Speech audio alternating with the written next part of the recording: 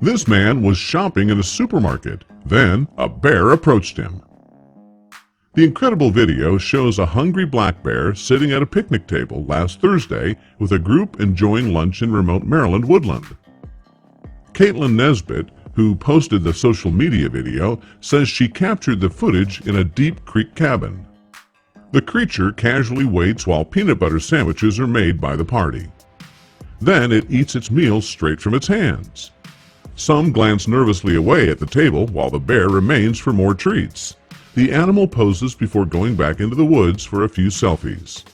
Yet wildlife experts have also cautioned individuals not to feed wild bears, as they get used to the food and may become a danger to humans. In Maryland, it is illegal to feed bears.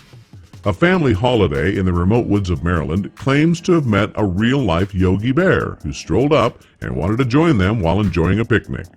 A black bear can be seen sitting on the edge of a picnic table, waiting patiently as a man makes a peanut butter sandwich in a video posted to TikTok by Caitlin Nesbitt. It then chows down straight out of the brave man's hand on the sandwich, while stunned onlookers yell their disbelief.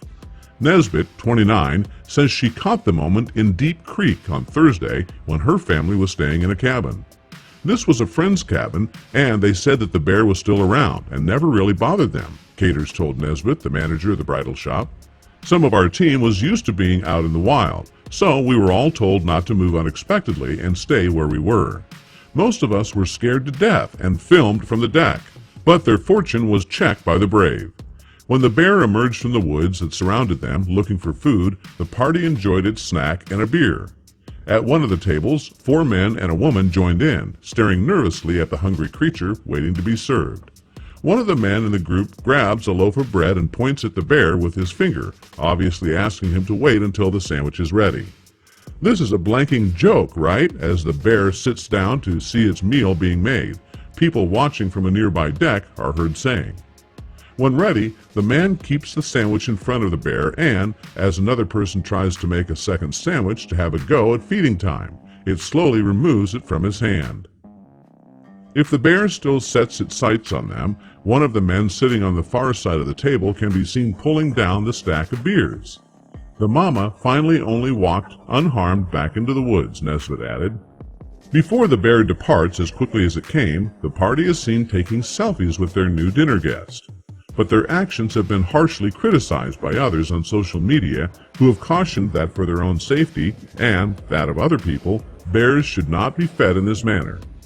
Feeding bears in Maryland is illegal because they will begin to associate people with food and become an issue or a danger to local residents. The Department of Natural Resources of Maryland advises that food should not be stored in areas where bears can be easily reached, such as in tents, and that canned and dry goods should be used to reduce odor so that the animals are not attracted. It also sternly alerts people if they come to a camp looking for food to scare away the black bears. Do not eat, scare away, that they urge, put on noisy noises, bang pots, or scream. It can be very fun to see bears. Getting a bear in the camp, however, can lead to issues that'll continue long after you go home. Your protection and the safety of the bear can be jeopardized if a problem becomes serious. Other users of social media were furious with the video, which seems to contradict the advice of the department entirely. "Wow, these people are absolute fools," said one Reddit user. "I planted trees in Canada for a summer and I've heard countless stories of bears being shot because of such idiots. That's how you get killed by a bear," reported one guy. This incident is currently being investigated by the Maryland Natural Resources Police, a spokesman told DailyMail.com. The department is trying to learn more about this particular bear and options to minimize possible conflict potential. "We would like to warn Marylanders never to feed bears deliberately. Feeding bears in Maryland is illegal, and a human-fed bear is almost always a threat to individuals." A man assaulted a bear in another bad incident. Andrew Mounier isn't a celebrity, but he was able to go out for a little time without being noticed.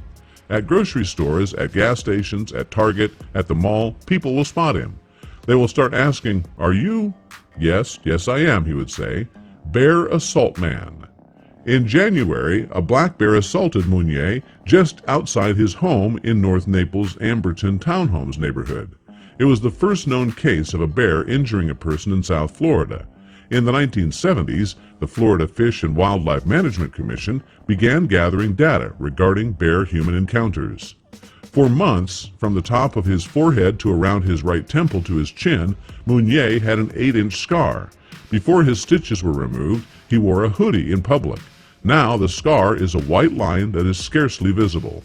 For every family member and acquaintance in both Collier County and his hometown in Wisconsin, and for more than a few strangers, he had to share the story. In the days after the attack, he remembered one trip to a Target shop. In nearly every aisle, people remembered him. Mounier said, "I just went for paper towels. I was out there telling stories for an hour and a half." Mounier said about a year later that he was doing just fine.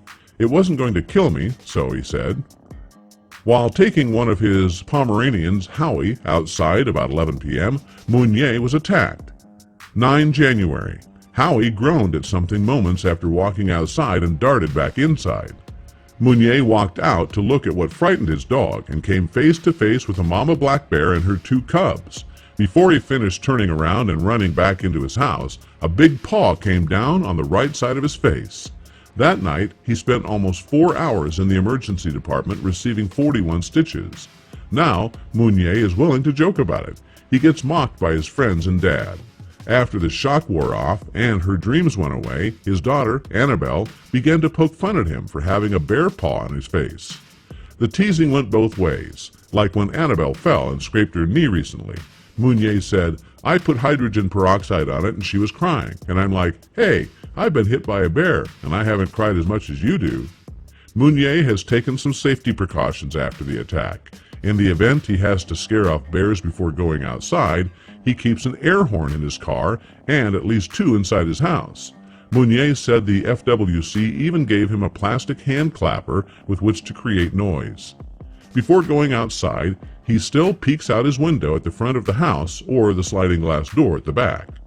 In September and October, it was terrible because the bears were back, Mounier said. "I've been on high alert." Mounier said it's easy to know when bears are around in his neighborhood because when they return from work or after waking up in the mornings, people see their garbage cans turned over. Days went by until he awakened to the sound of his garbage cans tumbling around at 4 a.m. Mounier came home one day after the assault and saw the neighbors sitting in their car. Since there was a bear nearby, they couldn't get inside their house. "I was using an air horn," said Mounier, "and we ran then." If he knows that bears are around, and he also has to take the dogs out just in case, Mounier carries a pistol. He said, "Not that I want to use it." In hopes of catching the bear which attacked Mounier, the FWC set up a trap, but it wasn't caught. According to the department, the bear made large movements following the attack, but the FWC was able to track it through public sightings. In the spring, they lost sight of her, as more bears became involved. The young bear probably left her to live on her own in the spring, making finding her more difficult.